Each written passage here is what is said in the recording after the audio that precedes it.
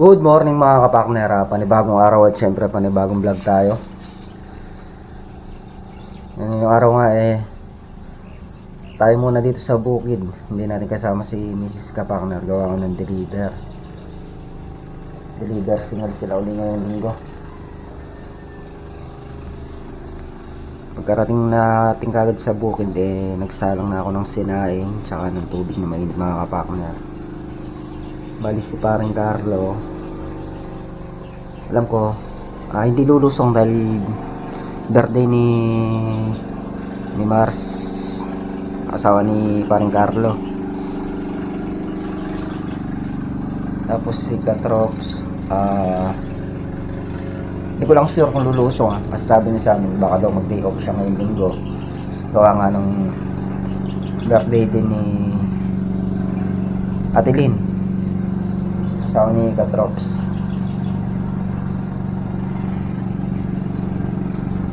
Parang magpapaano sila sa hindi ko alam kung magsisimba ngayong linggo, ngayong maga. Basta ang pagkakaalam ko hindi siya lulusong. Bali ang lulusong lang dito ngayon sakali kami ni Makmak, kami muna magtatao dito. Araw din ng pitas kasi bukas, kailangan natin bantayan itong ampalaya. Mas natapat pa nga tayo bantay ngayong linggo, kaya talagang matik obligado tayong lumusong. Kaya kahapon maaga kami umuwi ni Mrs. Kapakner, naglaba nga muna kami para makalusong ngayong linggo. Kaya lang mga kapakner, nakakatuwa lang pag uwi namin na lang kuryente. Dapat kanina pa ako dito mga alas 5. Nangyari kasi kami naglaba alas 9 na, gabi na kami nakapagsimula dahil nga sa kuryente. Kaya pinanghali tayong konti, lumusong ako sakto alas 7 nandito tayo. Kung sakaling hindi ulan mga kapakner, ang trabaho naman dito yung grass cutting nya tsaka yung patubig. Kailangan matubigan yung ampalaya, tapos bukas niya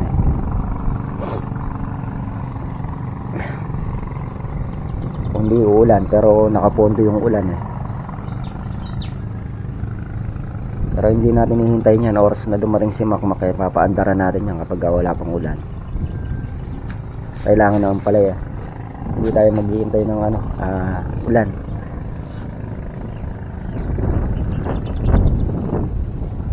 Yung malis ako sa bahay medyo maambon-ambon ngayon nawala naman.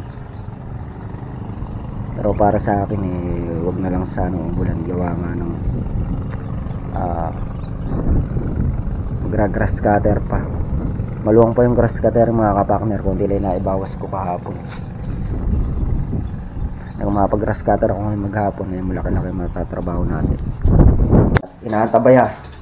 Inaantabayanan ko lang maluto itong mga kapakner. Pag naluto itong sinaing mag-i-start na ang grass cutter habang maaga.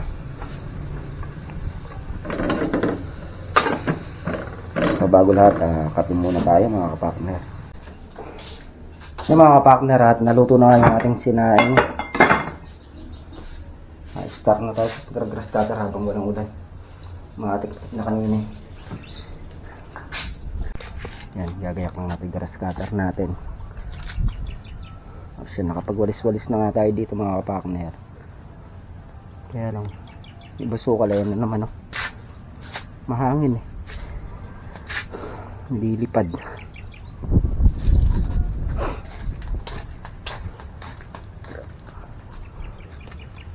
Yan yung ating talong masiglan naman. Sana i-list na lang po yung bagyo para hindi na maperwisyo yung aming halaman. Pag nakalusot tong halaman natin sa bagyo na ito mga kapakner, dito makakabawi-bawi na kami dito sa ampalaya. Yun na lang naman tapos na sa Manila okay na. Ang inaano lang namin sinasabing ang bagyo na yan, kasi kung hangin at mababa yung hangin, may posibilidad na mabunot yung ating talong. Gawa ng banlik nga lang yan. Nung nakaraan bagyang hangin lang, humiga lahat papunta dito. Pagka kung malakas yung hangin, malamang bunutin niya. Tapos ito pang ang balag natin. Pero sa ngayon okay naman yung panahon dito mga kapakner. Sakto lang yung ano niya. Parang normal na normal na panahon lang siya. Hindi masyadong malakas yung hangin, katamtaman lang. Ito yung inaalala namin kagabi, mamaya ako pagpasok ng ano na yan malakas, delikado yung halaman. Bali dito na tayo mag-grass cutter sa gawin nito. Gawa ng ako pa lang yung tao dito mga kapakner. Pag pumunta tayo sa dulo, hindi natin matatanaw-takan. Kaya dito muna tayo magsisimula.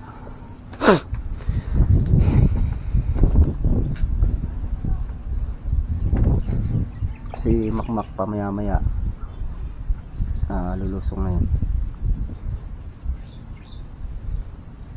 Papasama ako sa kanya kahit hanggang alas 4 lang ako para pagdating ni Mrs. Kapakner total kami naman yung bantay. Si Mrs. Kapakner naman susunduin niya kapalit niya.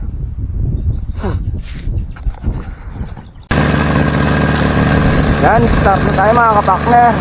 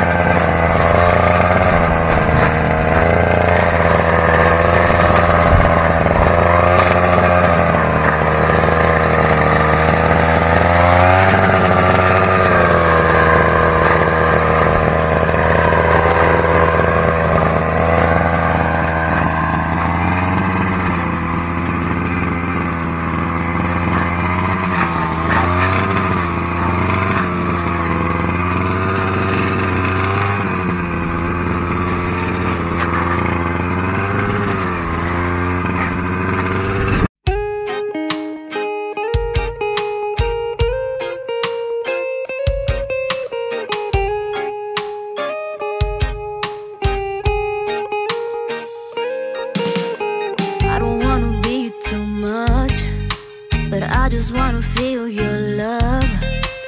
I just wanna know how you feel, baby. I just wanna go where your love take me. I'm losing my sanity, you taking me under. For you I surrender, you're making me land on other side of gravity. Boy, you got me under. Boy, you got me fond of. Yeah, boy, you got me in love. I can't ignore it. I wish you noticed me. I wish you knew the emotion provoked in me. Let me live Let me live again, I'll take no more from you. You got my soul, oh. You let me fly, you let me go, oh. Now you're gonna see. Yung mga kapartner, nakadalawang tuloy na tayong diretso, tsaka putol-putol dun sa may gawin dun. Ito kasi paring Carla, suga siguro ng kambing. Yung mga kapartner, paatik-atik na nga dito. Nandito si paring Carla, ay pagsasakali na lang niya yung kambing.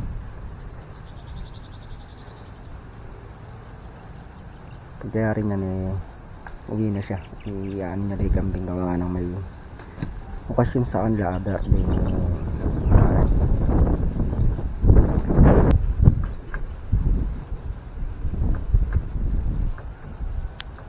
Kababa ng salok ng hangin. Tapos kung magpakatatag ka ang palaya at saka talong, pag ito napalusot namin, ay Diyos ko, napakalaking blessing. Sana lumusot. Siyempre hindi tayo papabayaan sa ipas niya. Nanalig lang, yaka nga pagbibigyan tayo niyan. Pwede pang maharangan kasi ng ano. Kaya naman kasi dito mga kapartner, yung bundok Sierra Madre, malaking bagay dito pagka bumabagyo. Halos pumupukol yung tama nung bagyo, napipigil. Malaking bagay yung bundok ng Sierra Madre. Kanina pa pinapagpagtong ang palaya namin sa hangin. Nagragras cutter ako, maalon-alon sa loob yung palaya namin. Nakita ko mababa kasi yung salak ng hangin. Nanggagaling siya dito, din siya umiikot.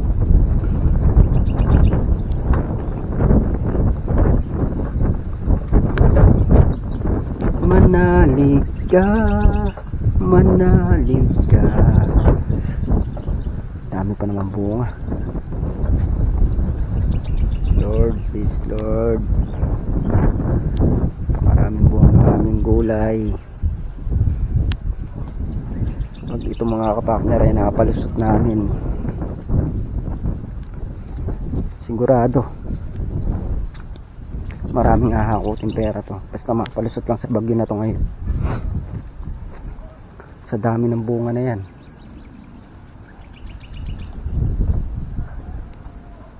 At titikman natin pumitas ng daan-daan bander dyan. Basta wag lang madali ng bagyo. Kasi nagbaba kami nung isang araw, talaga napakaraming bunga. Mga ganito. Tapos may mga babae na naman. Ang kinatatakot lang talaga namin itong bagyo.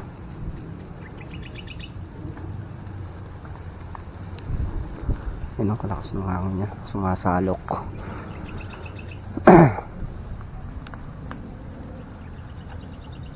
Pakaraming blessing nito, sana lumusot.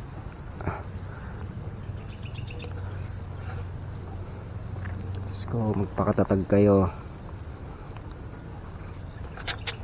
mga partner, tayo bantay hanggang gabi na tayo dito. Yung ko si Miss ka-partner kung kung maulan, hindi na natin papupuntahin dito. Tayo na lang magbabantay.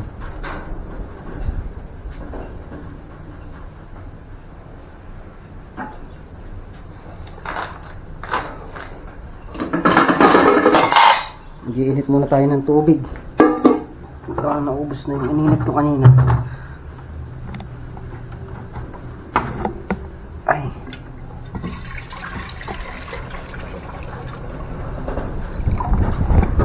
Kaya namin magsakripisyo sa oras sa pagbabantay. Huwag lang yung halaman natin. Kaya sana ibihis. Kinakabahan kami sa bagyo. Kanina kasi umalis ako, signal number 2 mga kapartner, dito sa Baysia. Ngayon dumating si paring Carlo, naka signal number 4 na raw sa bandang taas ng Baysia sa Aurora. Signal number 4 na.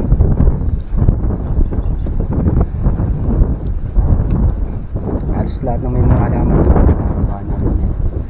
Siyempre pagkabagyo talaga ako muna, hindi mo naman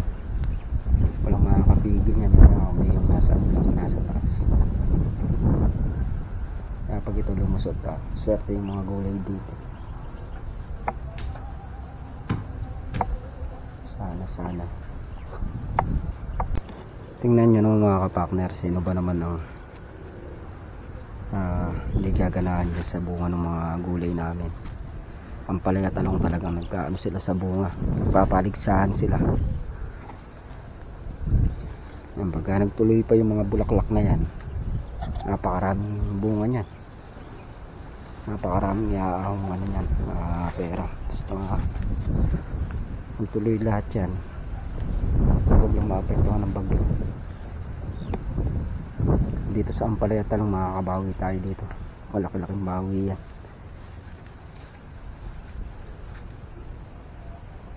Sana malusaw na yung bagyo, malusaw na sana yung bagyo, please. Maganda naman yung panahon dito, maaraw. May paatik-atik lang ng konti, hindi lang maganda nahangin yung Ampalaya.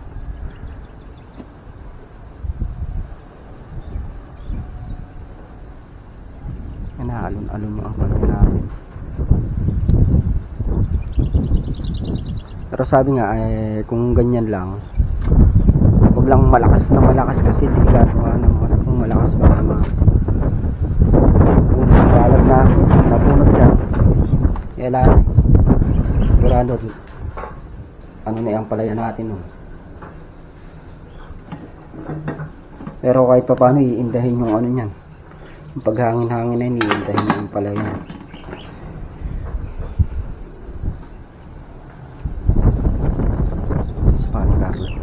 Dala ng daon na saging na ano na yung kambing niya, pinag-safety na yung kambing niya. Susugan niya sana sabi ko sa kanya panyakatin niya na lang din para ano, kasi nga mamaya umulan tapos solo lang tayo dito mga kapartner, baka di natin maharap.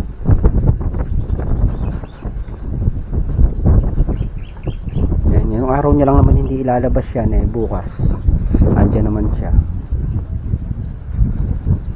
bukas lalabas naman yung kami, maisosog. Ayan yung ating ilog, shutdown pa rin, nababaw pa rin yung ating ilog, kaya safety pa rin yung makina natin dyan sa baba. Bali magpapalalim daw yan, sabi ni parang Garo mga 25 or bago magkatapusan mga ganyang araw. Tuwing November pinapababaw yung ilog na yan.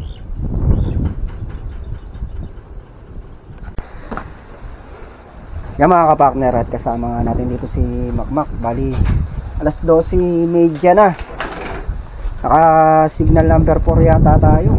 Ang balita lang gawa nang nasa bukid tayo hindi naman natin nasusubaybayan yung bagyo. At ayan na nga, medyo mahangin-hangin na. Sana ganyan-ganyan lang, huwag na lumakas para hindi makaka-apekto sa gulay namin. Pakulimlim. Ang update daw mamaya pang mga 1 or 2 yata papasok. Huminto muna tayo sa pag-grass cutter gawa ng mga ulan, hindi rin tayo makakapag grass cutter ng maayos dyan.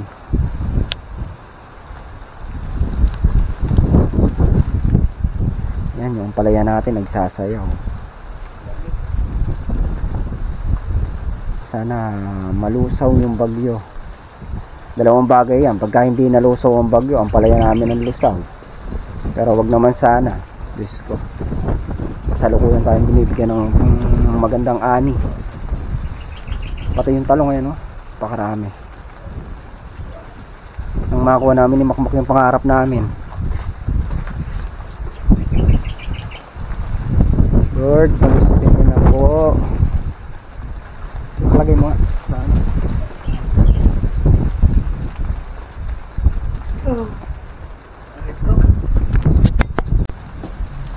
Pero ang bahay naman stairs nila, pinukuha ko nila, yun lang, hindi nagkakasya hanggang sa nagpag-extend. Nilakayan sila. hangin. Diyos ko, yung natatakutan ng lahat ng may gulay ngayon, yung hangin na to.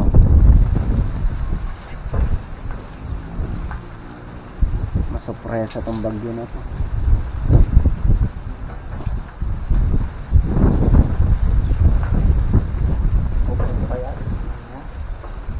Abay yung bubong mo, huwag kang mag-alala. Matibay yung pananalig nun, walang pera si Makmak. Naalala niya yung bubong niya raw. At gusto niya huwag siyang mag-alala, matibay yung pananalig nun, alam na wala siyang pera. Di mga ka-partner, yung bubong niya kasi ganinang umano siya, yung hangin naman kasi doon ang gagaling doon sa gawin nila sa likuran. Dito sa tagliran namin ang gagaling yung hangin, kaya yung palagpag ng air doon sa mga gawin doon ay talagang sobra-sobra nag-aangatan. Buti nga dito sa bukid kahit papano hindi ganun kalakas yung hangin niya. Sa gawin nila Makmak malakas. Iniikot yung hangin. Ang hirap yung pasalo, kaya pagka medyo mahina-hina yung bubong mo talagang may katangay. Yan mga ka-partner, tuloy-tuloy pa rin ang ulan. Okay na ganyan, kaysa naman humangin. Andito pa rin tayo sa bukid, kasama pa rin si Mr. Right.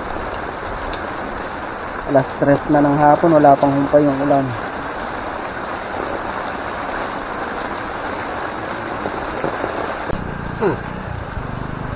Yan mga ka-partner, bali pinalakad nga natin si Makmak para bumili ng chicharon, baboy.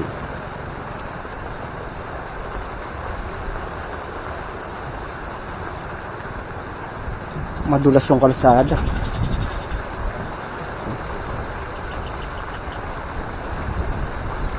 Dahan-dahan lang ako doon sa gilid at medyo madulas yung kalsada mga ka-partner.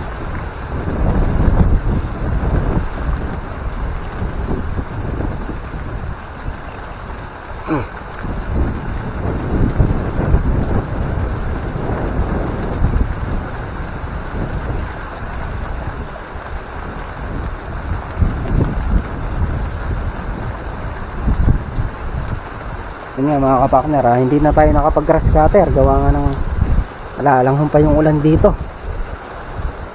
Bukas na lang natin bibirahin yung pagyaring pumitas.